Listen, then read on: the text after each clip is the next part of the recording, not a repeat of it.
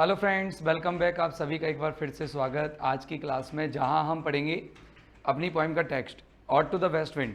उसके बारे में एक ब्रीफ इंट्रोडक्शन आप लोग पढ़ चुके हैं पिछली क्लास के अंदर, और आज इस क्लास में हम थोड़ा सा पोइम के बारे में पढ़ेंगे।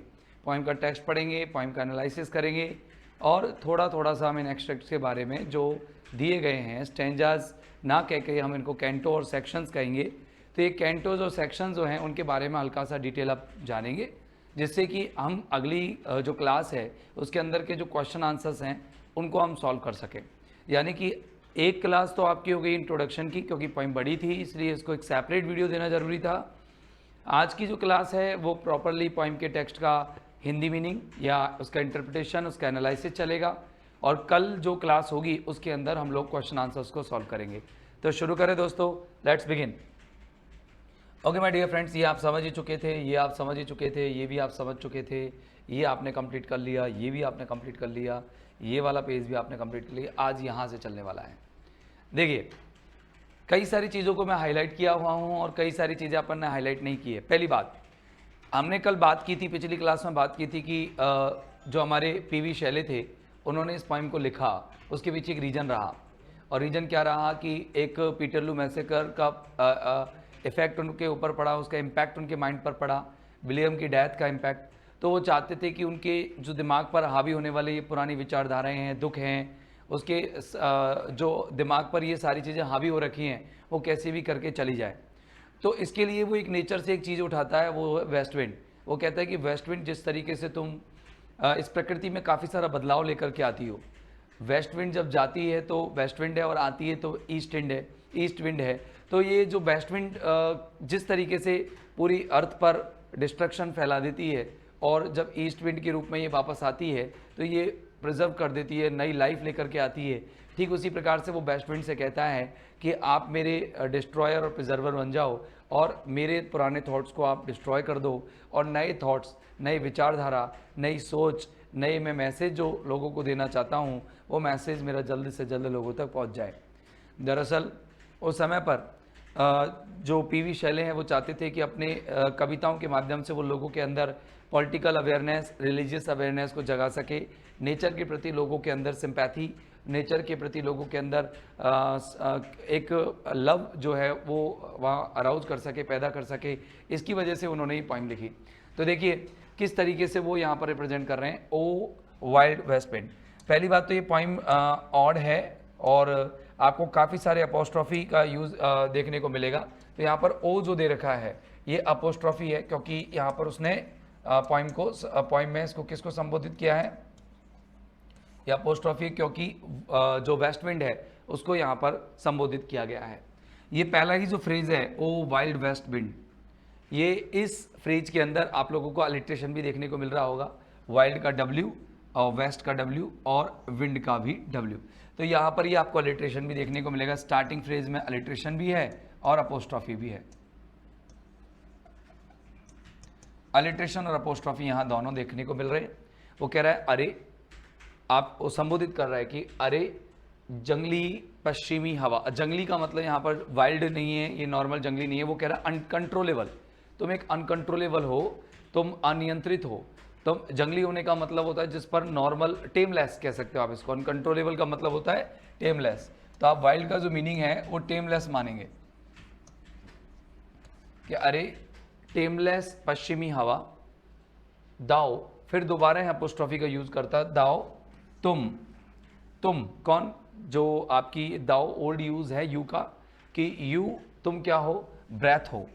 ठीक है ना, क्या हो, ब्रेथ हो, श्वास हो। किसकी श्वास हो, ऑटम्स विंग, किसकी, जो ऑटम है ना, पतझड़ ऋतु है, पतझड़ के जीवन की श्वास हो, पतझड़ का जो जीवन चलता है उसकी तुम श्वास हो।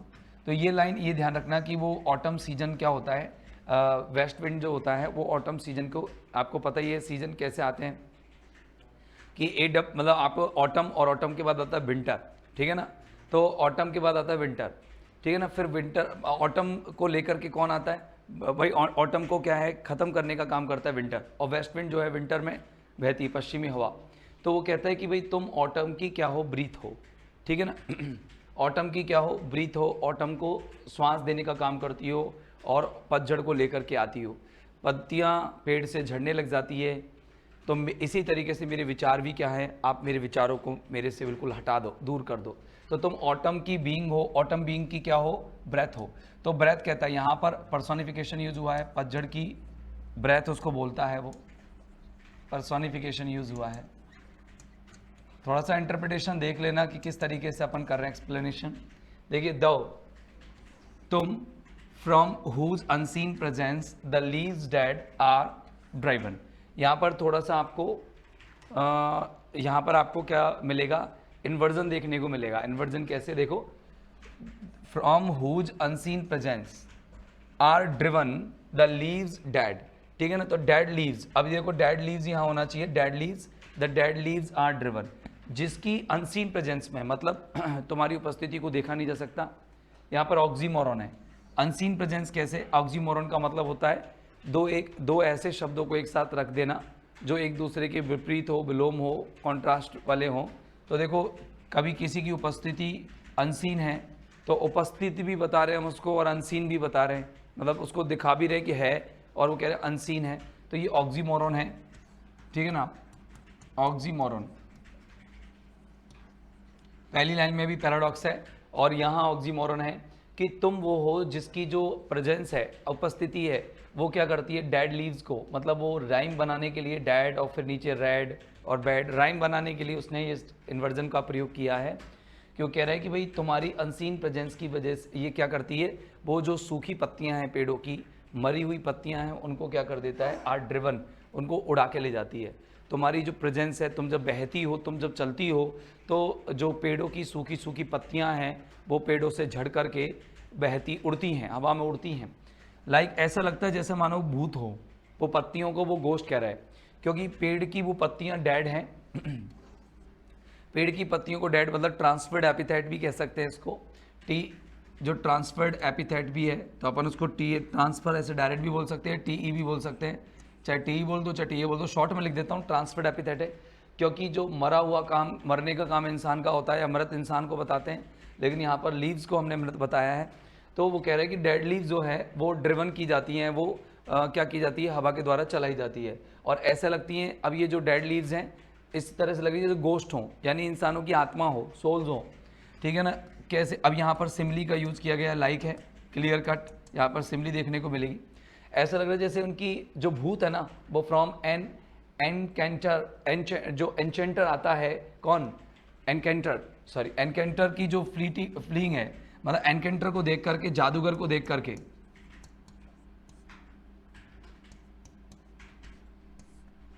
वैसे इसको एनचेंटर बोलना चाहिए, तो ये एनचेंटर है, एक जादूगर है, एक जादूगर को देख करके फ्लीइंग यानी भाग जाते हैं। जैसे कोई जादूगर आता है तो उसको देख करके क्या हो जाता है, भूत भाग जाते हैं, ठीक वैसे ही तुम्हारी प्रेजेंस को, जो अनसीन है, जो किसी को दिखाई नहीं देती, इंसान को तो दिखाई देती नहीं है, लेकिन तुम्हारी प्रेजेंस को देख करके ये पत्तियां पेड़ों से दूर हट हट के भाग जाती हैं, उड़ जाती हैं।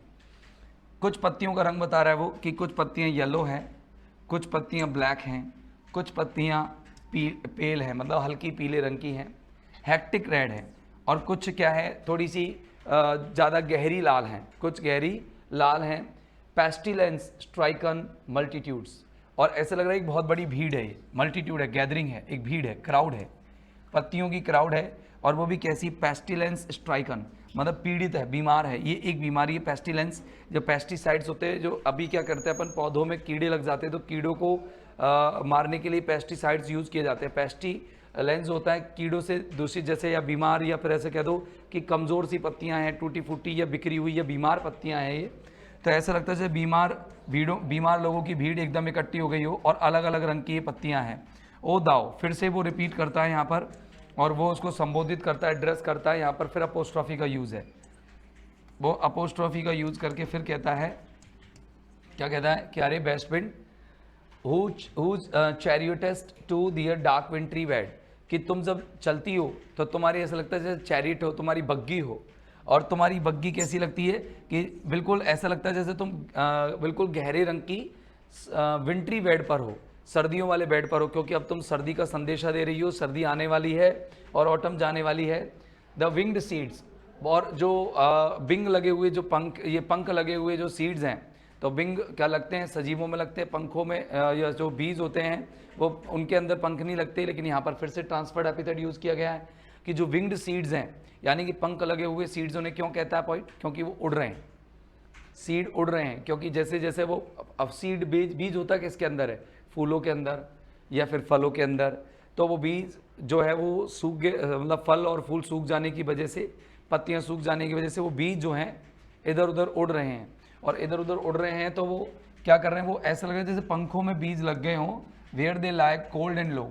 और यहाँ पर ये जो जहाँ पर हैं ये बीज जहाँ पर पड़े हुए हैं वो बिल्कुल नीरसता से, शांति से और नीचे पड़े हुए हैं, मतलब बिल्कुल न्यूट्रल है। और वो सर्दी का इफेक्ट देखने के लिए यहाँ पर मतलब सर्दी से बचने के लिए वो लो पड़े हुए हैं, बिल्कुल चुपचाप पड़े हुए हैं, ईच लाइक ए कॉप्स। और ऐसा लग रहा है दबे हुए पड़े हैं वो जमीन के अंदर, लो मीन्स जमीन के अंदर पड़े हुए हैं, कोल्ड है, बिल्कुल ठंडे हैं और डर रहे हैं। वो विंग्ड सीड्स जो हैं डर रहे हैं, क्यों, क्योंकि जब ये विंटर जाएगी तब स्प्रिंग आएगी, ठीक है ना।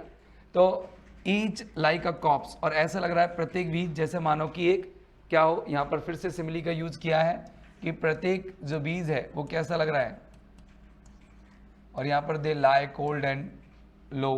तो यहाँ पर ये पर्सोनिफिकेशन यूज हुआ है एक तरह का, लेटने का काम, लाए मानी होता है लेटना, पर्सोनिफिकेशन, लेटने का काम इंसान करता है। यहाँ पर बीजों को हमने लिटवा दिया है, ठीक है ना, ओके, बीजों को यहाँ लिटवा दिया है। आगे देखिए, प्रत्येक ऐसा लग रहा है जैसे कॉर्पस हो, कॉर्पस मतलब डेड बॉडी हो, ऐसा लग रहा है जैसे डेड बॉडी जैसे हो, प्रत्येक बीज एक डेड बॉडी जैसा लग रहा है। ये देखो डेड बॉडी सामने आपने देख रखे है, ये डेड बॉडी है, और इस डेड बॉडी को देखो आप कि बिल्कुल चुपचाप पड़ी हुई है विद इन इट्स ग्रेव। ऐसा लगता है जैसे कोई डेड बॉडी अपनी ग्रेव में पड़ी हो, उसी तरीके से जमीन के अंदर लो और कोल्ड, ठंड के मारे कांपते हुए कौन पड़े हैं, बीज पड़े हुए हैं।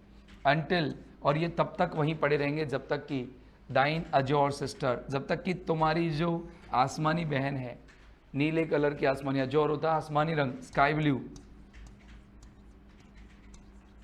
जब तक तुम्हारे आसमानी रंग की जो बहन है जिसको बसंत ऋतु कह ऑफ द स्प्रिंग, बसंत ऋतु। अब बताओ यहाँ पर बसंत ऋतु की आसमानी बहन किसे कहा है, यहाँ पर बसंत ऋतु की आसमानी बहन कहा है ईस्ट विंड को। किसको कहा है, ईस्ट विंड को। तो यहाँ पर जो तुम्हारी ये, हाँ, क्योंकि वो वेस्ट विंड की बहन है ईस्ट विंड। तो जब ये स्प्रिंग सीजन में ईस्ट विंड बहती है और सर्दियों से पहले जस्ट जो सर्दियाँ आने को होती है, पतझड़ जाने को होता है, तो कौन बहता है, वेस्ट विंड बहता है। तो कह रही है कि वेस्ट विंड तो है जाने को, अब जब ईस्ट विंड आएंगी, जब पूर्वी हवा आएंगी, तब तक ये बेचारे क्या हैं, वहीं पड़े रहेंगे, ठीक है ना। शैल ब्लो हर क्लैरियन, और ये जब तक सोते रहेंगे उस ग्रेव के अंदर, उस कब्र के अंदर, जमीन के अंदर, ये तब तक सोते रहेंगे जब तक कि तुम्हारी जो बहन आएगी, ईस्ट विंड आएगी, वो क्या ना करे, ब्लो, बजाई नहीं। क्या नहीं बजाई, अब देखो यहाँ पर एंजाइमेंट देखने को मिल रहा है, रन ऑन तो है ही, और एंजाइमेंट देखने को मिल रहा है, मतलब बिना कोई पंक्चुएशन लगाए। कोई देखो यहाँ भी पंक्चुएशन मार्क नहीं, यहाँ भी पंक्चुएशन मार्क नहीं, और अगली लाइन पर कूद गए, यहाँ भी कोई पंक्चुएशन मार्क नहीं, यहाँ जाकर कोई पंक्चुएशन मार्क आ रहा है। तो ऐसे जब पंक्चुएशन मार्क ना हो तो एंजाइमेंट कहते हैं उसको। क्या कहते हैं, एंजाइमेंट, ENJAMENT, एंजाइमेंट यहाँ पर देखने को मिल रहा है। तो देखना कि वो क्या करेंगे, शैल ब्लो हर क्लैरियन, जब तक कि वो अपनी क्लैरियन ना बजा दे। यहाँ पर फिर जो इसको क्या किया गया है, हर यहाँ पर किसको रिप्रेजेंट कर रहा है, ईस्ट विंड को रिप्रेजेंट कर रहा है, ईस्ट विंड। और यहाँ पर क्या है भाई साहब, पर्सोनिफिकेशन यूज किया गया है, वेस्ट विंड को भी पर्सोनिफाइड किया गया है, तो ईस्ट विंड को भी पर्सोनिफाइड किया गया है। जब तक वो अपना बिगुल ना बजा दे, क्लैरियन ना बजा दे। और किसके ऊपर बजाएगी अपना क्लैरियन, ओवर द ड्रीमिंग, सोती हुई अर्थ के ऊपर। अब देखो ड्रीमिंग अर्थ, स्वप्न देख रही है और सो रही है पृथ्वी, और पृथ्वी स्वप्न देख रही है। कभी कभी क्या होता है, हम हमेशा जो स्वप्न देखते हैं बुरे हालातों में, अच्छी चीज़ों के स्वप्न देखते हैं। पृथ्वी इस समय बुरे हालातों में है क्योंकि पेड़ों से पत्ते झड़ रहे हैं, सर्दी ने पूरी तरह से स्थिति खराब कर दी है, वेस्ट विंड ने स्थिति खराब कर दी है, ठीक डिस्ट्रॉय कर दिया, सब कुछ नष्ट सा कर दिया है। लेकिन जब ईस्ट विंड आएगी, बस उसी के सपने देख रही है कौन, अर्थ। एंड और फिल, और जानती है पृथ्वी की भर देगी ये, कैसे भर देगी, विद लिविंग ह्यूज, बिल्कुल जीवित रंगों से भर देगी। सारे जीवित प्राणी खिलखिला उठेंगे, पेड़ पौधे खिलखिला उठेंगे, एंड ऑडर्स, और बहुत अच्छी सुगंध डाल देगी, है ना, किसके अंदर, प्लेन मैदानों में, एंड हिल, और पहाड़ियों में। सुगंध का यहाँ पर मतलब होगा सुगंध यहाँ पर जो दिखाया गया है वो है वेजिटेशन, वनस्पति से है। यहाँ पर इन्होंने मेटोनिमी को यूज किया है, पॉइंट साहब ने मेटोनिमी, और मेटोनिमी का यूज करके बताया गया है कि जो सुगंध है मतलब वनस्पति है वो मैदानों में, जो सूखे मैदान है इस समय और पहाड़ियाँ हैं जो वनस्पति से हीन हो गई है वो दोबारा से भर जाएंगी। ड्राइविंग स्वीट बर्ड्स, और बिल्कुल ऐसे मतलब जो कोमल है, मतलब बर्ड स्वीट बर्ड्स हैं, मतलब बिल्कुल प्यारी प्यारी सी जो कोपलें हैं, कोपल है ना, वो क्या होंगी, लाइक वो उनको ऐसे हाँकेगी, मतलब उनको ऐसे उगा देगी, ऐसे बढ़ा देगी जैसे कि मानो फ्लॉक्स हों टू फीड इन एयर, मतलब जैसे कि भेड़ों की झुंड की तरह। भेड़ों के झुंड जिस तरह से क्या होता है कि पहाड़ी पर घास चढ़ लेता है, कुछ खाता है, ठीक वैसे ही यहाँ पर मेटाफर यूज किया, वो सिमिली यूज की गई है। और यहाँ पर बताया कि जिस तरह से भेड़ों का झुंड होता है, ठीक वैसे ही ये कलियों को क्या कर देगी, हवा की तरफ, हवा का खाना खिला देगी। मतलब ईस्ट जब विंड बहेगी तो कलियाँ एकदम प्रफुल्लित हो जाएगी, कलियाँ खिलने लग जाएगी। ये यहाँ पर बताया गया है। तो देखो यहाँ पर पहला जो स्टैंजा रहा उसमें वेस्ट विंड को गोस्ट कहा गया, और वेस्ट विंड को डेड लीव्स पर बताया गया कि डेड लीव्स जो होती है उनका क्या वो करती है। इसमें भी डेड लीव्स के बारे में बात आती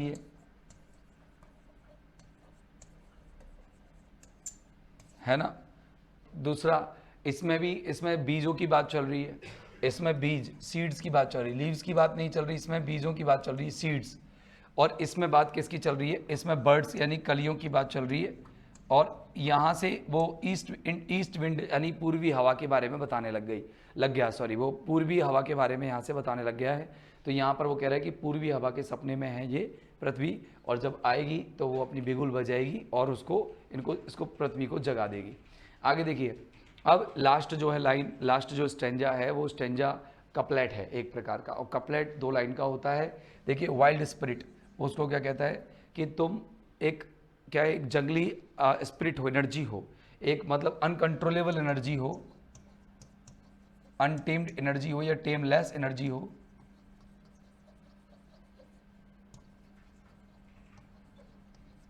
विच आर, ठीक है, एनर्जी हो विच आर मूविंग एवरीवेयर, जो तुम हर जगह इधर से उधर घूम रही हो, बिल्कुल हर जगह इधर से उधर घूम रही हो। देखो यहाँ पर ये पत्तियां पेड़ से ऊपर हट रही है ना दूर, हाँ।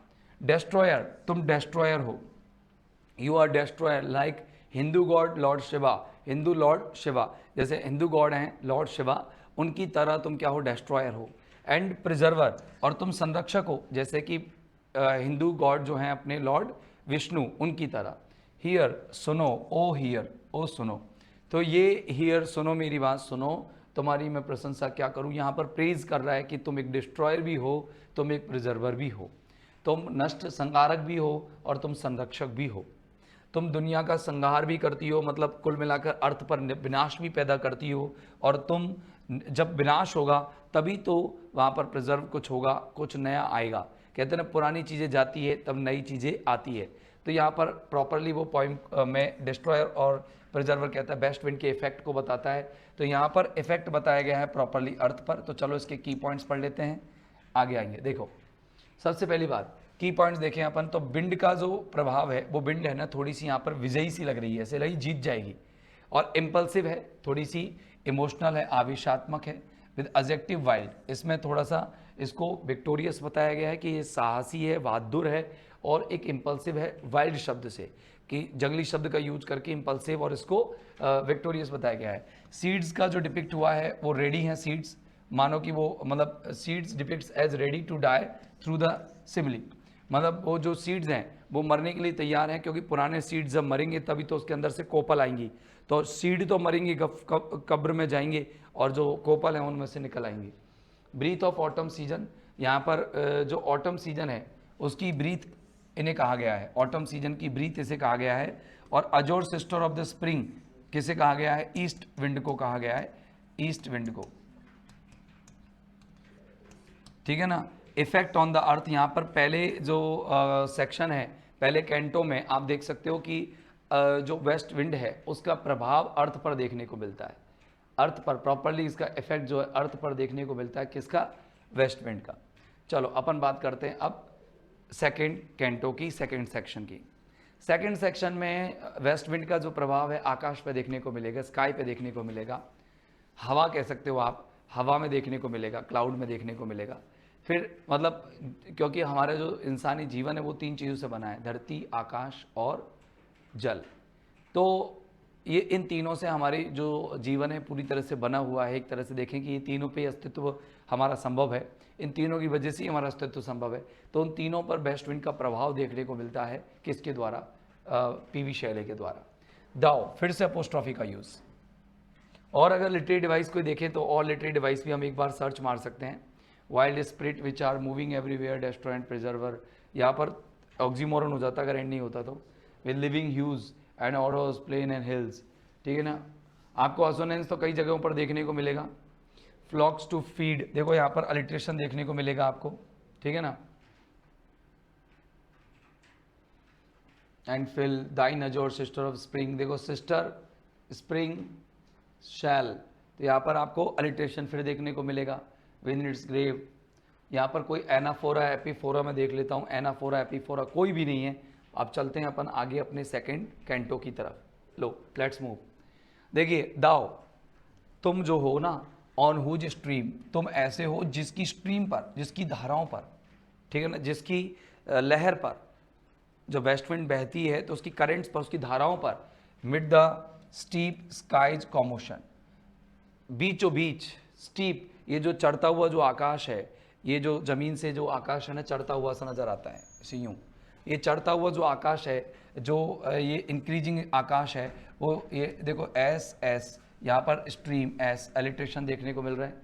उसमें कॉमोशन पैदा हो जाएगा। कॉमोशन होता है कोलाहल मच जाएगा, अप्रोरिंग मच जाएगी, अप्रोरिंग मच जाएगी भाई साहब। कैसे अप्रोरिंग मच जाएगी?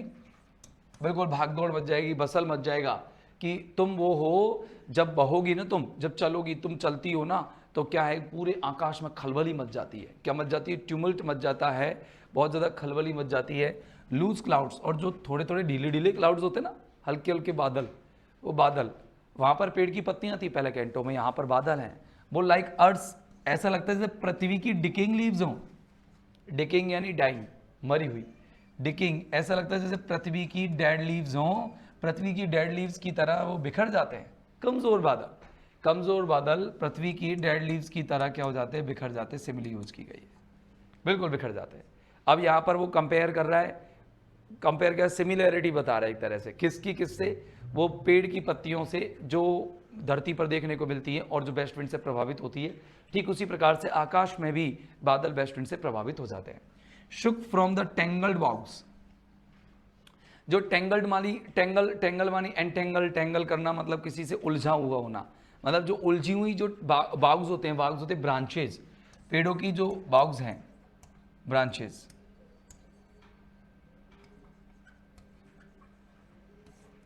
ऑफ हेवन एंड ओशियन, मतलब ये शुक फ्रॉम द टेंगल बाग्स, ये अपन यहां पर बात कर रहे हैं किसकी? बादलों की बात कर रहे हैं कि ऑफ हेवन एंड ओशियन, कि ये जो बादल है वो स्वर्ग के, मतलब आकाश के, यहाँ पर आकाश हैं, और आकाश और ओशियन, और किससे? स्वर्ग, यहाँ पर मतलब स्वर्ग भी हो सकता है कि ये स्वर्ग जो है, इसको स्वर्ग क्योंकि एच कैपिटल किया हुआ है, पर्सोनिफाइड है, कि हेवन के बाग्स हैं। ये हेवन के, स्वर्ग के क्या है? ये ब्रांचेज हैं, मतलब स्वर्ग की एक प्रकार के पार्ट हैं, आकाश के पार्ट हैं, महासागर के भी ये पार्ट हैं, समुद्र के भी पार्ट हैं। वहाँ से ये क्या हो जाते हैं? अलग हो जाते हैं। कौन? बादल, बिल्कुल अलग हो जाते हैं। और ये बादल क्या है? ये बादल क्या है? एंजल्स हैं, एंजल्स हैं, मतलब ये इनको कंपेयर किया गया है एंजल से, यहाँ पर प्रॉपरली इनको मेटाफर यूज किया गया है। ये एंजल्स हैं, मेटाफर है, यहाँ पर मेटाफर यूज किया गया किसका? रेन का, बारिश का, लाइटनिंग का, कि ये बादल जो हैं उस स्वर्ग के और ओशियन से, आकाश और महासागर दोनों से बनते हैं। ये बादल महासागर से उठते हैं, गर्मी जब आती है, गर्मी की वजह से भाप बनती है, भाप से वो महासागर पैदा, वो बादल बन जाते हैं। और ये बादल जो है, इनको, बादलों को कपा देती है, पूरी तरह से बादलों को वेस्ट विंड कपा देती है, एंजल्स ऑफ रेन। और ये यही हैं, यही दूत हैं, बारिश लेकर के आएंगे, लाइटनिंग और बिजली चमकेगी इनकी से।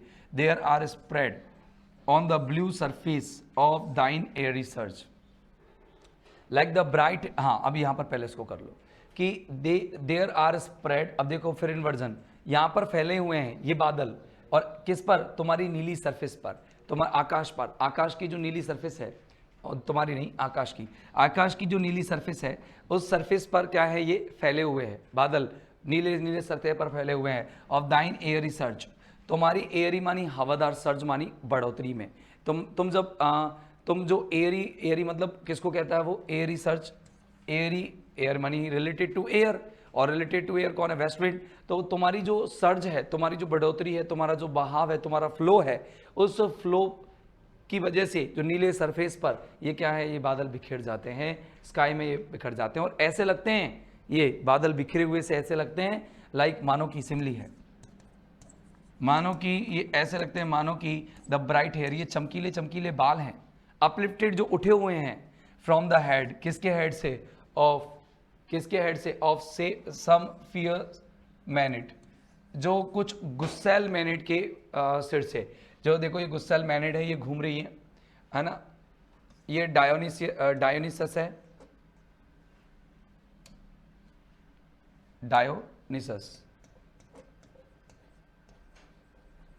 डायोनिसस ये गॉड ऑफ वाइन, और ये गॉड ऑफ वाइन है, या फिर आप इसको बैकस भी बोल सकते हैं। बैकस और डायोनिसस है, ये डायोनिसस क्या करते हैं और बैकस क्या करते हैं? ये गॉड ऑफ वाइन है। इनके इर्द गिर्द जो है बहुत सारी ये क्या है? मैनिड हैं। ये एक तरह से कैसे निम्फ है, ये परियां हैं।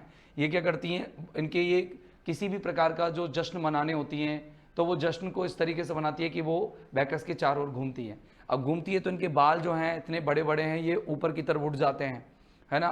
तो ऐसे ही जो बादल हैं वो समुद्र से आकाश की ओर ऊपर की तरफ वेस्ट विंड की तरफ से यूं चढ़े हुए हैं, यूं उठ रहे हैं, वेस्ट विंड से बहुत ऊपर की तरफ उठ रहे हैं वो बादल। वेस्ट विंड थोड़ी लो बहती है, नीची बहती है। अब देखो कि ये मैनिड की गुस्सेल मैनिड की तरह है, ये उन अप्सराओं की तरह हैं। ये ग्रीक मिथोलॉजी के गॉड हैं। ये जो शराब के देवता हैं, इनको कह सकते हैं नशे के देवता। Even from the dim verge of the horizon to the zenith height. और ये जो बादल है ये कहाँ से कहाँ उठ रहे हैं? कहाँ से उठ रहे हैं? डिम वर्ज से, मतलब जो अंधेरी वाली जो वर्ज है, किनारा है, मतलब समुद्र का जो किनारा है, या फिर अर्थ का जो किनारा है, या अर्थ से, अर्थ की सरफेस से कहाँ तक? ऑफ द हॉराइजन, क्षितिज के, क्षितिज जो है जहाँ पर आकाश और जो ये आकाश, ये रहा आकाश, और ये जो धरती यहाँ पर जब मिलती हुई नजर आती है, उसके वर्ज से, धरती के वर्ज से लेकर के आकाश की हाइट तक, ठीक है ना, टू द जेनिथ हाइट, शिखर की ऊंचाई तक।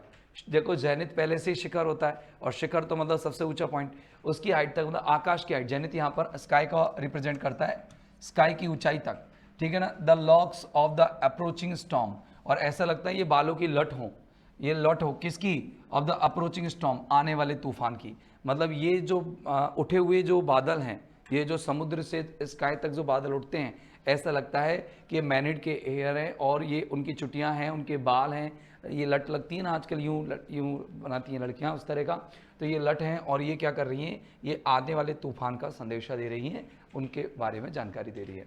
दाउ dirge of the dying year, तुम यहाँ पर फिर से अपोस्ट्रोफी का यूज करता है, और वो कहता है कि तुम जो हो डिड्स हो, एक सॉन्ग हो, एक सैड सॉन्ग हो।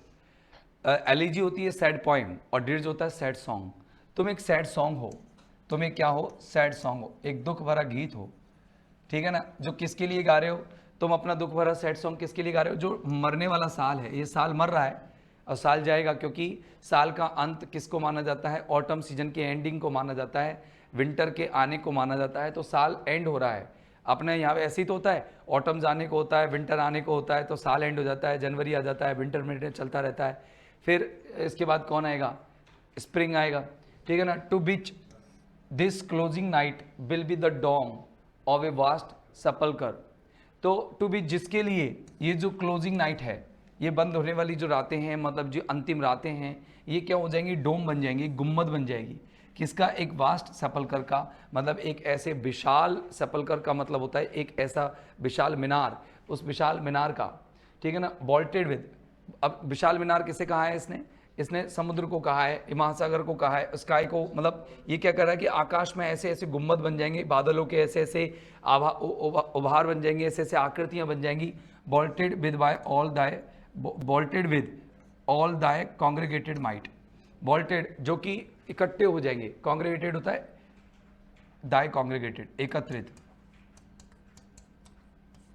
might यानी ताकत, तुम्हारी जो ताकत है, तुम्हारा जो एक साथ इकट्ठा किया गया जो ताकत है, और वेपर्स जो तुम भाप पर दिखाओगी, समुद्र जो क्या है कि समुद्र भाप बनाएगा, वेपर्स बनाएगा, और वेपर्स सीधा ऊपर जाएगा वोल्टेड बन करके।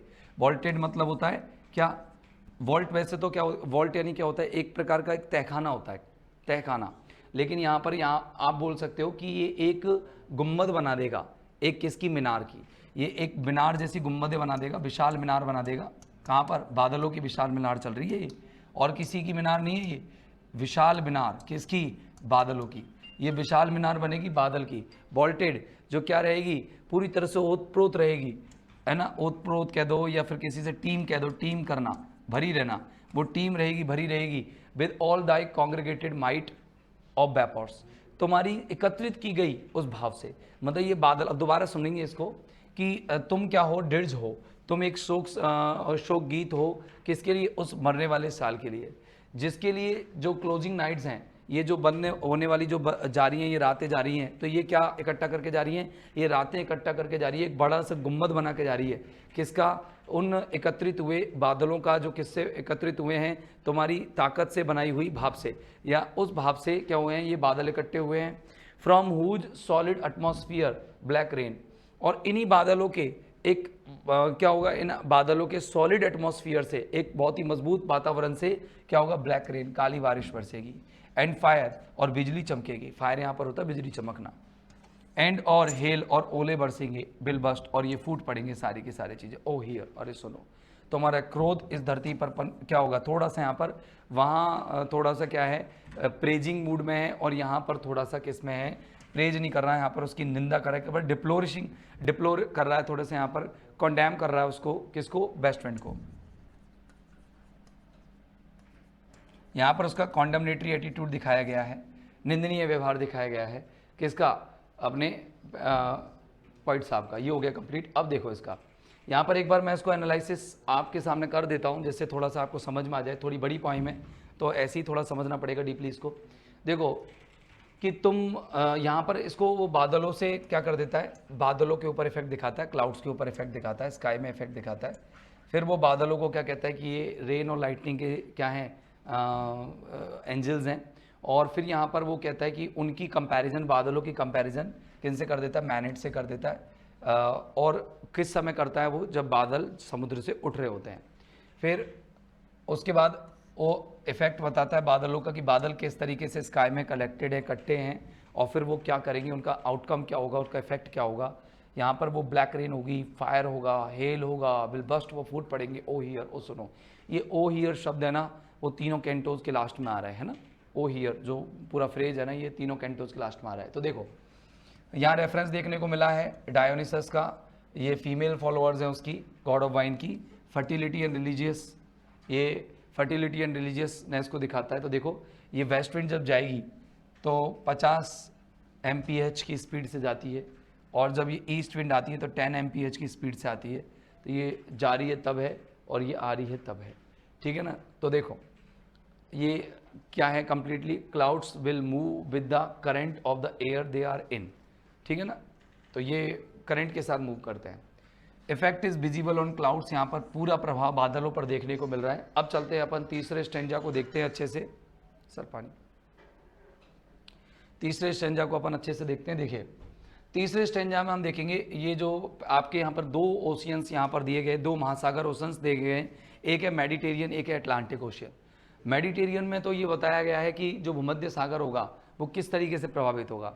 भूमध्य सागर डर के मारे थरथराएगा, कांपेगा, और ये बिल्कुल मतलब अभी शांति में सोया हुआ है, और प्रॉपरली जो शांति में सोया हुआ उसके बारे में बताया कि ये सब समर ड्रीम से जाग जाएंगे, और जो आपका अटलांटिक है वो तो रास्ता ही बना देगा आपके लिए जाने के लिए, वो जो चिढ़ जाएगा बीच में से, और अंदर की जो फॉलिएज है, अंदर जो वनस्पति है वो प्रॉपरली क्या हो जाएगी, प्रभावित हो जाएगी। और वो बता रहा है कि समुद्र की जो जीवन, समुद्र का जीवन शांत जीवन होता है,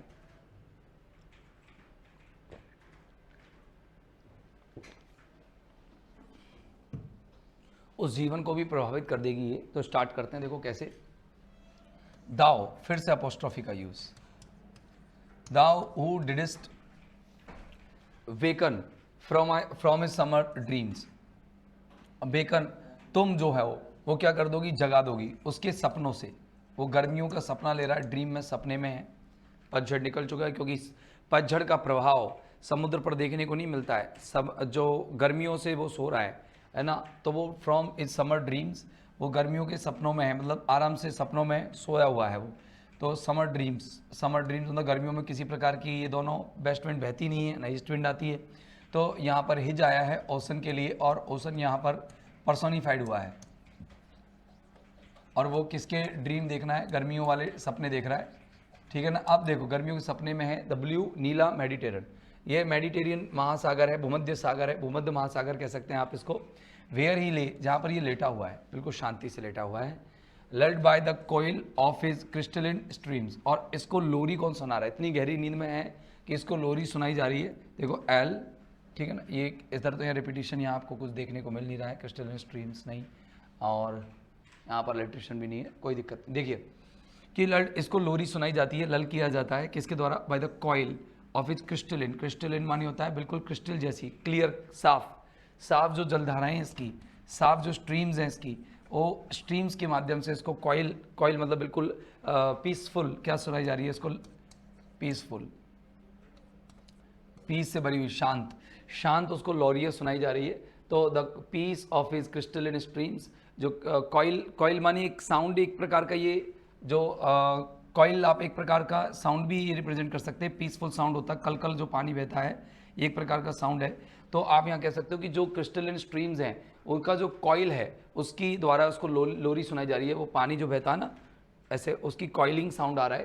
तो बिसाइड अ प्यूमिस आइलैंड, ये एक प्यूमिस आइलैंड है, उसके आइल मतलब आइलैंड, इन बेइज बे, बे की बे में। तो देखो ये बेइज बे है, एक खाड़ी है, बे नाम से ही एक खाड़ी है, और बे के पास में एक आइलैंड है, और उस आइलैंड का नाम है प्यूमिस। उस पर कुछ बिल्डिंग बनी हुई हैं, ठीक है ना, या ऐसे कह दो कि प्यूमिस आइलैंड मतलब होता है एक ऐसा आइलैंड जो बहुत पुरानी या एंशियंट चीज़ों को रखता है, ठीक है ना, ये आइलैंड है एक।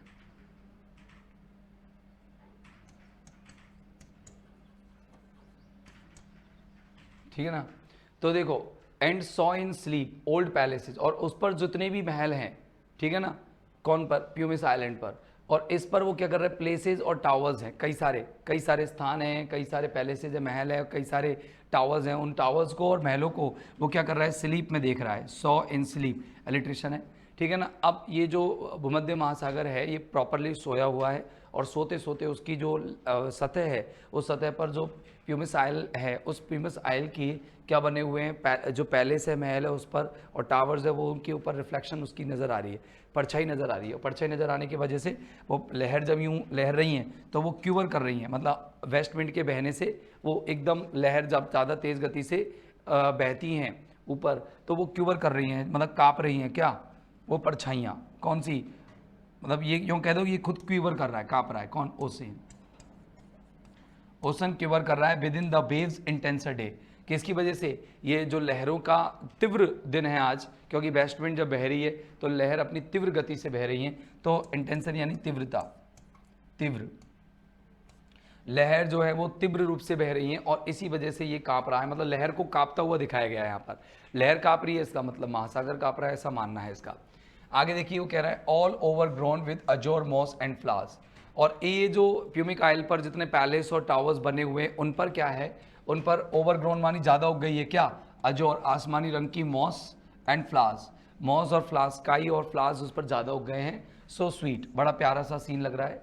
द सेंस फेंट पिक्चरिंग दैम, और मेरा जो सेंस है, मेरी जो इंद्रियां हैं, मेरा जो दिमाग है, वो बिल्कुल फीका पड़ जाता है, वो कोई काम का नहीं है कि वो इन चीज़ों को पिक्चर कर सके, मैं अच्छे से इनको चित्रित नहीं कर पा रहा हूँ, मतलब यहाँ पर प्रॉपरली इमेजरी यूज की जा रही है।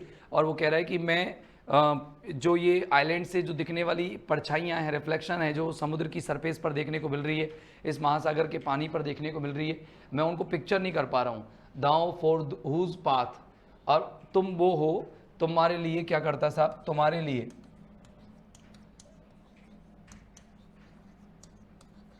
तुम जब गुजरती हो ना, तुम जब गुजरती हो तो तुम्हारे लिए रास्ता बना देता है कौन? एटलांटिक। एटलांटिक महासागर तो तुम्हारे लिए रास्ता बना देता है, तुम्हारी पावर लेवल्स ऑफ पावर, आपकी पावर के लेवल को देख करके तुम्हारे लिए रास्ता खोल देता है, बिल्कुल बीच में से चढ़ जाता है, ऐसे देखो यूँ चढ़ जाता है, एकदम बीच में से रास्ता दे देता है, ठीक है ना। क्लीव देमसेल्व्स, ये महासागर अपने आप को, ये लहरें जो है अपने आप को चीर लेती हैं इनटू किसमें? कैज़्म में। कैज़्म मतलब बहुत बहुत बड़ी बड़ी इसमें कैज़्म बन जाती हैं, खाइयाँ बन जाती हैं, मतलब गहरे गहरे गड्ढे बन जाते हैं लहरों के बीच में। While far below the sea blooms the oozy woods which wear the shapeless foliage of the ocean। Okay, वो क्या कह रहा है कि जो समुद्र है ना, समुद्र इसके नीचे, बहुत काफ़ी नीचे, फार बिलो बहुत नीचे, सी ब्लूम्स, समुद्र में भी वनस्पति होती है, पेड़ के ऊपर भी वनस्पति, वो धरती के ऊपर भी वनस्पति पर उसने प्रभाव दिखाया है, तो कह रहा है उसके अंदर भी वो वनस्पति जो है खिलती है। द oozy woods, oozy होता है वाटर, इसके अंदर पानी वाला जंगल उगा हुआ है पूरा अंदर, विच वियर जो विच वियर द शेपलेस फॉलिएज, ठीक है ना, जो भी शेपलेस फॉलिएज रखता है, शेपलेस फॉलिएज मानी होता है वो भी अपनी पत्तियों से क्या हो जाता है? रहित हो जाता है, वहाँ भी वो भी अपने जो फॉलिएज है, अपनी वनस्पति है, वो भी वो लूज करने लग जाते हैं, ठीक है ना। शेपलेस मानी होता है कि शेपलेस आकृति ही नहीं है, शेपलेस फॉलिएज मानी होता है मतलब नॉन एनर्जेटिक फॉलिएज बन जाता है वो, एनर्जी लेस।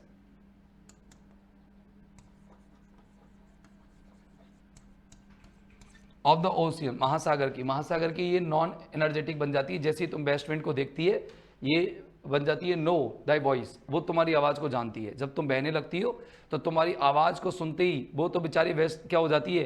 शेपलेस फॉलिएज हो जाती है, वो तो बिल्कुल मतलब एनर्जी लेस हो जाती है, वो तो कांपने लग जाती है, अंदर थर थर कांपने लग जाती है। एंड सडनली ग्रो ग्रे, और अचानक से ग्रो ग्रे हो जाती है। इलेक्ट्रिशियन यहाँ पर देखने को मिल रहा है, और वो अचानक से गो ग्रे हो जाती है, मतलब अचानक से डर जाती हैं, विथ फियर, डर से, वो बहुत डर से कांपने लग जाती है। अब यहाँ पर फोलिएज को पर्सोनिफाइड किया गया है, ठीक है ना। एंड ट्रेम्बल, और कांपने लगती है, डिस्पॉइल कर देती है देमसेल्व्स, और अपने आप को गिरा देती है, ये लोग अपने आप को नष्ट कर देती है, नष्ट हो जाती है। वो तो मतलब जो बेस्ट विंड है ना, वो पेड़ों को, तो पेड़ों से तो पत्तियां यूं ही गिरा देती है, मतलब वो गिराती हुई, ये तो बेचारे यूं ही गिर जाते हैं, डर के, इतना डर है वो उनके अंदर। ओ हियर, क्योंकि वो अंदर की सॉफ्ट भी होती है ना, तो ओ हियर, अरे सुनो तुम बहुत अनकंट्रोलेबल हो, तुमको कंट्रोल करना आसान नहीं है, तुम टेमलेस हो। Wind as shaking up the Mediterranean को भी यहाँ पर मेंशन किया गया है। रोमांटिसाइज किया गया है इमेजरी को, एंशियंट प्लेसेज एंड टावर्स को यहाँ पर दिखाया गया है। एटलांटिक ओशियन के बारे में भी आया है, एटलांटिक ओशियन,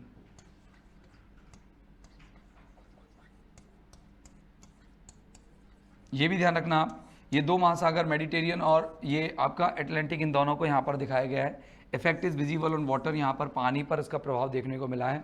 तो पहले तो इसका प्रभाव मिला धरती पर, फिर इसका प्रभाव मिला आकाश में, फिर मिला पानी पर, पहला अर्थ की लीव्स पर, फिर मिला इसका इफेक्ट क्लाउड्स पर, और फिर इसका इफेक्ट मिला है किस पर? हाँ, ओशन पर, पानी पर। तो देखो यहाँ पर एक बार फिर से अपन देख लेते हैं इसको, कि ये जो समर ड्रीम में सोया हुआ है मेडिटेरियन, एटलांटिक उसके लिए रास्ता बना देता है, उसको जगा देता है। बे के बारे में वर्णन हुआ है यहाँ पर, और रिफ्लेक्शन दिखती है किसके अंदर? मेडिटेरियन के अंदर। बाकी क्वेश्चन सॉल्व करेंगे तब और मज़ा आएगा इनको करने में। देखिए पॉइंट बड़ी है ना, तो थोड़ा बोरिंग हो ही जाता है। If I were a deadly, अब यहाँ पर वो इमेजिनरी कर रहा है और वो उसको पर्सनल बना लेता है। अब तक वो पॉइंट जो थी वो प्रॉपरली किसके प्रेज या किसकी उसमें थी, मतलब अभी भी वो प्रेज नहीं कर रहा है, मतलब सेकंड में भी वो कॉन्डमनेटरी एटीट्यूड रखता है वेस्ट विंड के लिए, वो निंदनीय व्यवहार रखता है, निंदनीय अभिवृत्ति रखता है। लेकिन पहले में वो थोड़ा सा वो प्रिजर्वर भी उसको बोल रहा था। तो अब यहाँ पर देखना कि तुम जाओगी जब भी तो ईस्ट विंड आएगी। तो अब यहाँ पर वो कह रहा है कि अगर मैं एक डेड लीफ होता, मतलब मैं, अब वो धरती पर अपने आप को जोड़ रहा है कि अगर मैं एक डेड लीफ होता तो यहाँ पर एनाफोरा आपको देखने को मिलेगा, क्योंकि एक जैसी लाइन यहाँ पर रिपीट हो रही है, एनाफोरा। अब यहाँ पर पर्सनल बन जाता है, वो अपनी व्यक्तिगत बातों को यहाँ पर कर रहा है, अपने व्यक्तिगत दुखों को बयां कर रहा है कि अगर मैं एक डेड लीफ होता, दाउ माइटेस्ट बियर, तो तुम्हारी जो माइटेस्ट है ना, तुम्हारी जो ताकत है ना, मैं उसको बियर कर लेता। मैं इतना पावरफुल होता कि मैं तुम्हारी ताकत को बियर कर लेता। ये जो पत्तियां हैं ये तुम्हारी ताकत को देख करके तुम्हारे साथ उड़ लेती हैं, तुम्हारी बग्गी के साथ ये चली जाती हैं, तो भूतों की तरह बिखर जाती है, डर जाती है, लेकिन मैं तुम्हारी माइट को, तुम्हारी पावर को क्या कर देता? बियर कर लेता। Thou mightiest bear. If I were a swift cloud, अगर मैं आकाश में उस बादल की तरह होता तो क्या कर देता? टू फ्लाई विद दी मैं तेरे साथ ही उड़ता। ये बादल तो क्या बिखर जाते हैं, डर जाते हैं, लेकिन मैं तेरे साथ उड़ता। ए वेव, और इसमें महासागर की लहर होता, मैं जल की लहर होता, पानी की लहर होता, to pant beneath thy power, तो मैं भी हाँफने लग जाता, मैं भी दौड़ता, तेरे साथ दौड़ता, और दौड़कर तेरी पावर के, तेरी ताकत जो थी, तुझे जो पानी पर तेरी ताकत दिखाई है उसके साथ मैं दौड़ता। एंड और share the impulse of thy strength, और मैं जो तेरी जो स्ट्रेंथ है, तेरी पावर है ना, उसके इम्पल्स को, इम्पल्स माने उसके इमोशन को, उसके सेंटिमेंट्स को, उसके इफेक्ट को मैं क्या कर पाता, शेयर करता। ओनली लेस फ्री देन दाउ, लेकिन मैं तुमसे कम फ्री हूँ, मैं उतना फ्री नहीं हूँ, उतना अनकंट्रोलेबल नहीं हूँ, उतना टेमलेस नहीं हूँ जितने की तुम हो। ओ अनकंट्रोलेबल, लेकिन तुम तो अनकंट्रोलेबल हो, तुम तो टेमलेस हो। आकाश, मैं भी एक सूखी पत्ती, मैं भी उस मरी पत्ती की तरह होता तो मैं तुम्हारी ताकत को क्या कर लेता, सहन कर लेता। अगर मैं एक तेज बादल होता तो मैं तुम्हारे साथ उड़ लेता मतलब मैं भी इस दुनिया से चला जाता और मैं भी तुम्हारे साथ स्वतंत्र रहता। मतलब पॉइंट यहाँ पर जंजीरों से निकलना चाहता है। इस जो दुनिया की जंजीरें हैं, उसके पारिवारिक जीवन की जो जंजीरें हैं, उसके सामाजिक जीवन की, उसके राजनीतिक जीवन की जो जंजीरें हैं, वो उससे निकलना चाहता है। वो कहता है कि अगर मैं एक डेढ़ पत्ती होता तो मैं तुम्हारी ताकत को सहन कर लेता और मैं तुम्हारे साथ ही रहता। नॉर्मल तुमसे डरता नहीं, बल्कि तुम्हारा सपोर्ट में ले लेता। और ऐसे ही मैं बादल होता तो मैं तुम्हारे साथ उड़ता और मैं लहर होता। तो यहाँ पर वो पॉइंट जो है, कौन शैले जो हैं वो क्या क्या बनने की सोचते हैं, शैले बनने की सोचते हैं। एक वो सोचते हैं डेड लीफ बनने की, एक वो सोचते हैं क्या बनने की, एक स्विफ्ट क्लाउड बनने की, और एक यहाँ पर बनने की सोचते हैं वो वेव। अच्छा, और डेड लीफ बन के तो वो पावर को वियर करेंगे, स्विफ्ट क्लाउड बन करके वो क्या करेंगे, उनके साथ दौड़ेंगे, बहुत तेज़ गति से दौड़ेंगे, उड़ेंगे, और यहाँ पर वेव बन करके वो क्या करेंगे, उसकी पावर के नीचे हाफेंगे या तेज़ उसके साथ दौड़ेंगे। और वो तीनों चीज़ें बनकर के उनके विचार, उनके साथ उसकी स्ट्रेंथ को शेयर करता, उसके साथ साझा बनता। ओनली लेस फ्री देन दाउ, तुम जितनी फ्री हो उतना मैं नहीं हूँ। वो अनकंट्रोलेबल, तुम बहुत अनियंत्रक हो। इफ़ इवन आई वर, अब दोबारा इफ़ इवन, अब वो कह रहा है अगर मैं, काश क्या होता, एज इन माई बॉयहुड, काश मैं आज मेरे हालात वो होते जो मेरे बचपन में थे। मैं बचपन में स्वतंत्र था, आज मेरे ऊपर फैमिली की जकड़न जकड़ी हुई है, समाज की जकड़न है, आज मेरे ऊपर जिम्मेदारियां हैं, रिस्पॉन्सिबिलिटीज़ हैं, लेकिन मेरे ऊपर पहले के जैसे बचपन की तरह मैं लड़का होता, मैं बच्चा होता, या मैं तो क्या करता, and could be the comrade, मैं साथी बन जाता तुम्हारा। कॉमरेड सैन्य साथी होता है एक प्रकार का, तो मैं तुम्हारा साथी बन जाता। बैठा बैठा सोच रहा है कि मैं साथी बन जाता ऑफ द वैंडरिंग्स ओवर हेवन, और मैं तुम्हारे साथ जिस तरीके से बादल स्वर्ग में घूमते हैं, धरती तक आकाश में उड़ते हैं, ठीक वैसे ही मैं तुम्हारे साथ हेवन तक जाता। And then as then when to outstrip the sky speed, और यहाँ पर थोड़ा सा हाइपरबली यूज किया है उसने, बहुत ज़्यादा आगे बढ़ गया। वो कह रहा है कि फिर मैं आउट स्ट्रिप कर देता, मैं तुम्हें हरा देता, तेरी स्पीड को भी मैं आउट स्ट्रिप कर देता, आउट डिफीट कर देता मैं। ये स्काई स्पीड मतलब मैं आकाश वाली स्पीड से दौड़ता, और आकाश वाली स्पीड से दौड़ करके, मतलब जो तू आकाश पर अपना इफेक्ट दिखा रही है उतना इफेक्ट से मैं दौड़ता, उतना तेज दौड़ता। स्कार्स सीम्ड अ विजन, और मैं मुश्किल से ही देख पाता, किसी को दिखता नहीं, मैं इतना तेज दौड़ता। I would never have striven as thus with thee in prayer in my sore need, ठीक है ना। I would never have striven, तो मैंने कभी क्या नहीं किया, मैंने अपना इस तरह का कभी दुख बयान नहीं किया। एज दस, जैसा कि मैं अब कर रहा हूँ, विद दी तुम्हारे साथ, इन प्रेयर्स, और प्रार्थना भी कर रहा हूँ, इन माई सोर नीड, कि अब मुझे इस तरह के क्या दुख से निकलने की आवश्यकता है, अब मैं इस तरह के भाव से निकलना चाहता हूँ। O lift me as a wave, अरे एक वेव की तरह मुझे ऊपर उठा लो, एक पत्ती की तरह उठा लो, एक बादल की तरह उठा लो, ठीक है ना। पानी से भी उठ रहा है, पत्ती धरती से भी उठ रहा है, बादल की तरह उठ रहा है। अब I fall upon the thorns of life, क्योंकि मैं अब जीवन के कांटों पर गिरा पड़ा हूँ, मेटाफर है, जीवन के कांटों पर गिरा पड़ा हूँ। कह रहा है वो जीवन के कांटों पर, मतलब जीवन मेरा बहुत कष्टदायी है। मैं हालांकि नहीं करता तुमसे, मैं तुमसे कोई बात ही नहीं करता, तुमसे विनती नहीं करता, मैंने कभी ऐसी इस प्रकार की बात विचारधारा रखी नहीं कि मैं तुमसे विनती करूं। लेकिन अब मैं क्या है, जीवन के ऐसे कांटों पर पड़ा हुआ हूँ, आई ब्लीड, मुझे रक्त बह रहा है, मतलब मुझे बड़ी समस्या हो रही है, मैं बस इस दुनिया से हटना चाहता हूँ। अगर मुझे हटाए मत तो मेरे को कम से कम इतनी पावर तो दे कि मेरा मैसेज इन लोगों तक चला जाए। A heavy weight of hours, क्योंकि मेरे पास, मैं अब समय के, मैं अब जो ये निकलता हुआ समय का पहिया है, क्योंकि हर इंसान समय के पहिए से दबा पड़ा है। तो समय का पहिया है वो भारी विशाल रूप से मेरे ऊपर बैठ गया है चेन्ड एंड बोर्ड। उसने मुझे चेन कर दिया है, मुझे प्रतिबंधित कर दिया है, मुझे बांध दिया है। एंड वोड वन टू लाइक दी, और एंड वोड, और मैं क्या कर, मैं अब झुक चुका हूँ, मैं अब झुक गया हूँ, और लेकिन अब मैं तुम्हारी तरह बन नहीं सकता। मैं इतना झुक गया हूँ कि मैं तुम्हारे जैसा बन नहीं सकता। कि टेमलेस, कैसा नहीं बन सकता मैं? टेमलेस नहीं बन सकता, मैं स्विफ्ट नहीं बन सकता, एंड प्राउड, और मैं प्राउड नहीं बन सकता। यहाँ पर पॉइंट अपने आप को वेस्ट विंड जैसा बनाना चाहता है, बिल्कुल टेमलेस, बिल्कुल प्राउड और बिल्कुल स्विफ्ट। आगे समझ में? अब देखो आगे लास्ट स्टेंजर देखेंगे, लेकिन इसके पॉइंट देख लीजिए। ये कैंटो ड्रॉ करता है टेंशन को टू द पोइटिक वॉइस। अब ये फर्स्ट पर्सन में ले आता है, और फर्स्ट पर्सन में पोइटिक वॉइस और वल्नरेबिलिटी को बताता है। कि कहता है कि पोइट जो है वो खुद भी किसी तरह से, किस तरह से बनना चाहता है, वेस्ट विंड की तरह बनना चाहता है। हाइपोथेटिकल सिचुएशन यहाँ पर इंटेंसिव रिफ्लेक्शन देती है पोइटिक वॉइस को, बहुत ज़्यादा डीप रिफ्लेक्शन देती है पोइटिक वॉइस को।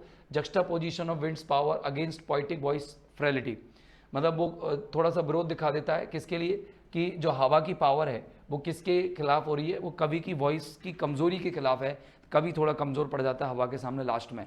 वो हवा से पहले तो कंपेयर करने कहता है मैं तेरा कॉमरेड होता, तेरे साथ उड़ता, डोलता, भागता, हाफता, लेकिन अब यूँ कह रहा है भैया मेरी मुसीबतें मुझे इतना नीचा दबा चुकी है, इतना बांध चुकी है कि मैं अब तेरी तरह नहीं हो सकता। अब वो कह रहा है कि मुझे तेरा लायर बना ले, मुझे तेरा लायर बना ले, मुझे तेरे साथ, मुझे तेरी वीणा बना ले। वीणा ये रही वाद्यंत्र। तो even as the forest is, अरे अब तक तो तूने तेरी वीणा फॉरेस्ट को बनाया है। तू जब बहती है तो फॉरेस्ट से आवाज़ निकलती है। हवा जब बहती हो तो यहाँ क्या है, यहाँ पर जो जंगल है, ये वन है, ये आवाज़ करते हैं, ध्वनि निकालते हैं। What if my leaves are falling like its own, क्या होगा, क्या हुआ अगर मेरी पत्तियां ठीक वैसे ही गिर रही हैं, वैसे ही झड़ रही हैं जैसे कि जंगल की झड़ रही हैं। कैसे मेरी पत्तियां झड़ रही हैं? मेरी पत्तियां झड़ने का मतलब मेरी पुराने विचार अब जा रहे हैं, मेरे गिर रहे हैं। मैं अब पूरी तरह से मैं अपने आप को परिवर्तित करना चाह रहा हूं, तो मेरी पुरानी विचारधारा, मेरा पुराना एटीट्यूड खत्म हो रहा है, अपने आप ही खत्म हो रहा है, जैसे कि जंगल की पत्तियां खत्म हो जाती है। The tumult of thy mighty harmonies, किसके अंदर खत्म होता है? द टमल्ट, टमल्ट मानी होता है उथल पुथल, उथल पुथल, किसकी उथल पुथल? दाए तुम्हारे, माइटी यानी ताकत से भरे हुए, हार्मोनीज यानी एग्रीमेंट। जब तुम बहुत ताकत के साथ इस जंगल के ऊपर से गुजरती हो, 5वां कैंटो चल रहा है, तुम जब ताकत के साथ इस जंगल के ऊपर से गुजरती हो तो ये जंगल क्या हो जाता है, वो तुम्हारी लायर बन जाता है, तुम्हारा वाद्यंत्र बन जाता है, और अपनी पत्तियों को झड़ा देता है। Will take from both a deep autumnal tone, तुम अगर हमको सपोर्ट करोगी तो तुम दोनों से, मुझसे भी और जंगल से, दोनों से भी एक गहरा और एक पतझड़िया टोन लोगी। मतलब एक ऐसा टोन लोगी जो पूरी तरह से, मतलब जंगल भी क्या कर देते हैं, वो ऑटमनल टोन का मतलब होता है जंगल पेड़ की पत्तियों को झड़ा देते हैं। उसी तरीके से मैं भी अपने पुराने विचारधाराओं को हटा रहा हूँ, तो हम दोनों से तुमको एक समान टोन मिलेगा। स्वीट दो एंड सैडनेस, हालांकि बहुत हमारा जो मधुर संगीत मिलेगा, हम जब लायर बनेंगे, हम तुम्हारे साथ जो मधुर गीत गाएंगे, तो गीत तो हमारा मधुर रहेगा लेकिन दुख भरा रहेगा। क्यों? क्योंकि हम पुरानी विचारधारा हमें अभिभूत करती है, तो हम पुरानी विचारधाराओं से नई विचारधाराओं का जन्म करते हैं। तो जब पुरानी चीज़ें जाती है, कई ऐसी चीज़ें होती है जीवन में जो हम बहुत अटैचमेंट रख लेते हैं उनके साथ, जब उनको हम अपने जीवन से हटाते हैं तो हम बहुत दुख महसूस करते हैं। Be thou spirit fierce my spirit, be thou me impetus बन, कि बी दाओ, मैं तुम्हारे जैसा बनना चाहता हूँ। स्पिरिट फियर्स, मैं तुम्हारे जैसा स्पिरिट एनर्जेटिक और उग्र बनना चाहता हूँ, ऊर्जावान और उग्र बनना चाहता हूँ। माई स्पिरिट, और तुम मेरी स्पिरिट भी मैं चाहता हूँ कि वैसी हो जाए जैसी तुम्हारी है। बी दाओ मी, और मैं चाहता हूँ कि मैं ऐसा बन जाऊँ, या तुम भी मेरी जैसी बन जाओ, या तुम मुझ में आ जाओ, तुम मुझ में समाहित हो जाओ। मतलब वो पहले तो कह रहा है कि मैं तुम जैसा बनना चाहता हूँ, मेरी स्पिरिट जो है वो इतनी उग्र बनना चाहती है, मैं इतना ही उग्र बनना चाहता हूँ जितना कि तुम हो। माई स्पिरिट, मैं अपनी आत्मा को बहुत, अपनी मेरी इच्छा को, मेरी एनर्जी को बहुत ज़्यादा वाइल्ड बनाना चाहता हूँ। अब नहीं बन पा रहा, तुम मेरे अंदर ही आ जाओ। इम्पेटुअस बन, क्योंकि तुम इम्पेटुअस हो, क्योंकि तुम अनकंट्रोलेबल हो, क्योंकि तुम्हारे ऊपर किसी का बश नहीं चलता, और तुम एक इम्पेटुअस हो, ठीक है ना। तुम एक आंदोलन करता हो, तुम एक आंदोलनकारी हो, एक प्रकार के हम कह सकते हैं इम्पेटुअस, आंदोलनकारी। ड्राई माई डेड थॉट्स, और अंदर मेरे घुसकर मेरे मरे हुए विचारों को तो हटा दो। जैसे तुम पेड़ की पत्तियों को हटाते हो, जैसे तुम बादलों को बिखेर देते हो, समुद्र से भाप को निकाल करके ऊपर बादलों के रूप में बिखेर देते हो, बना देते हो ओवर द यूनिवर्स। और इसी तरीके से मेरे सूखे विचारों, मरे हुए विचारों को वो क्या कर दो, पूरे ब्रह्मांड के ऊपर फैला दो, लाइक विदर्ड लीव्स, बिल्कुल वैसे ही जैसे कि सूखी पत्तियों को तुम फैला देती हो। तो क्योंकि जल्दी से जल्दी नया बर्थ ले पाए, नया जन्म ले पाए, क्योंकि मेरे विचार मेरे अंदर ही दबे हुए हैं, और जब तक तुम इनको प्रभावित नहीं करोगी ये विचार मेरे दिमाग से निकलेंगे नहीं, और मैं अपने नए जीवन में संचारित नहीं हो पाऊंगा। And by the incantation of the this verse, और मैं इनकैंटेशन करूंगा, आह्वान करूंगा, उच्चारण करूंगा इस वर्स का, इस लय का, इस छंद का, इस कविता का, स्कैटर। और जिस कविता का मैं उच्चारण करूं, नई विचारधारा का मैं जब उच्चारण करूंगा तो बिखेर देना, इस विचारधारा को ऐसे बिखेर देना जैसे कि फ्रॉम एन अनएक्सटिंग्विश्ड हर्थ। अनएक्सटिंग्विश्ड यानी ना बिना बुझी हुई, अभी बुझी नहीं है, हर्थ मानी होती है अंगीठी, जैसे बिना बुझी हुई अंगीठी से तुम क्या करती हो, राख को बिखेर देती हो। जैसी हवा चलती है तो ऐशेज राख जो होती है और स्पार्क जो उसकी चिंगारियां होती हैं, जब हवा चलती है तो अंगीठी में जो चिंगारी और राख होती है वो क्या हो जाती है, चारों तरफ बिखर जाती है। ऐसी मैं चाहता हूँ कि मेरा जो इनकैंटेशन ऑफ दिस वर्स है, मैं जो ये कविता तुम्हारे सामने बोल रहा हूँ, मैं जो ये गायन कर रहा हूँ, ये गायन क्या होगा, पूरी दुनिया में फैल जाए। माई वर्ड्स अमंग मैनकाइंड, मेरे शब्द इंसान के बीच में चला जाए, मेरा हर शब्द उस राख की तरह, उस पेड़ की पत्ती की तरह, मतलब पेड़ की पत्ती की तरह तो दब करके नई विचारधारा में बदल जाए, और मैं ये कविता गा रहा हूँ, उस कविता को तुम बिखेर दो, हर जगह बिखेर दो। बी थ्रू माई लिप्स, और तुम मेरे होठों के माध्यम से, टू अवेकन्ड अर्थ, अनअवेकन्ड अर्थ, इस सोई हुई पृथ्वी को क्या कर दो, जगा दो, क्या कर दो, जगा दो। द ट्रम्पेट ऑफ प्रोफेसी, और एक बिगुल बजा दो। किसकी बिगुल बजा दो, एक ट्रम्पेट होती बिगुल, किसकी बिगुल बजा दो, ये एक वाद्य यंत्र है। तो यहाँ पर जो वाद्य यंत्र, 3 वाद्य यंत्रों के यूज हुए हैं, एक तो हुआ ट्रम्पेट, एक होता है क्लैरियन, और एक होता है लायर, ठीक है ना। तो लायर तो वो बनना चाहता है पोइट, क्लैरियन कौन बजाएगा, वो अजोर सिस्टर आएगी, वो बजा देगी। और जो फिर क्या होगा, यहाँ पर जो ट्रम्पेट है वो ट्रम्पेट बनाना चाहता है अपनी पोइम को, वो कहता है मेरी आवाज़ बिगुल बन जाएगी किसकी, भविष्यवाणी की।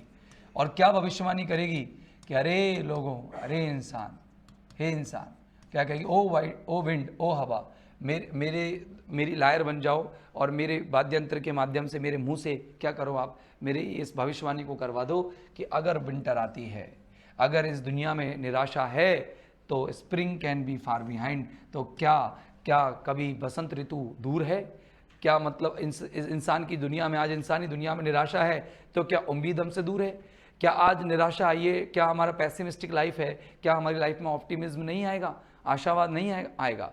तो वो ये लाइन बड़ी फेमस लाइन रही है, पैराडॉक्सिकल लाइन है, तो आप ये लाइन ध्यान रखना। अब यहाँ पर ध्यान रखना कि वो लायर बनाने की कहता है 5th स्टैंजा में, और वो लास्ट लाइन किससे ख़त्म करता है कि अगर पृथ्वी क्या होती है, अगर पृथ्वी पर सर्दी आती है तो बसंत ऋतु भी आएगी।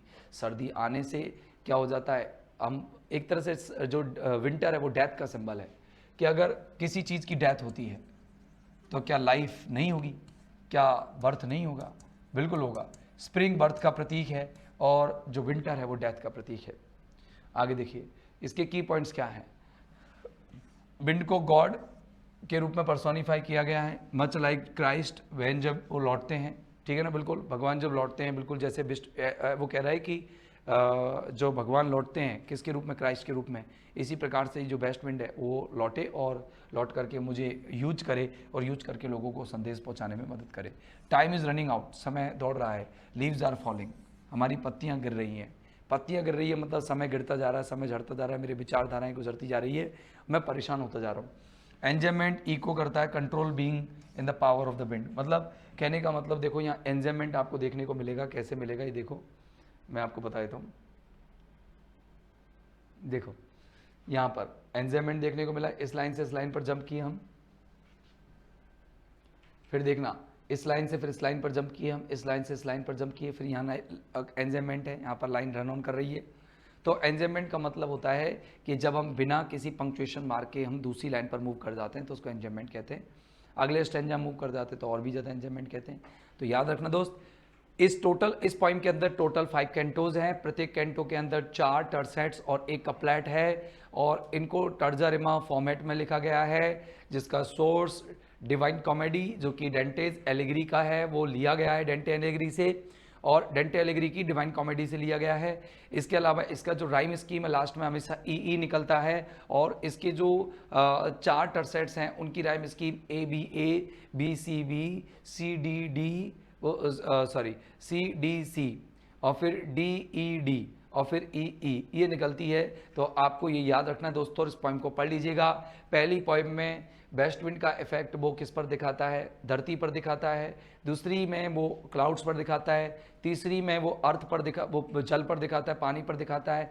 चौथे स्टेंजा में वो पर्सनली वायु की तरह, मतलब वेस्ट विंड की तरह अनकंट्रोलेबल बनना चाहता है। वो चाहता है कि मैं तेरी तरह दौड़ूं भागूं, जिस तरह से तू पत्तियों और बादलों को उड़ाती है, ले जाती है। मैं प्राउड बनना चाहता हूँ, अनकंट्रोलेबल बनना चाहता हूँ, और मैं बिल्कुल फ्री बनना चाहता हूँ, लेकिन मैं नहीं बन सकता।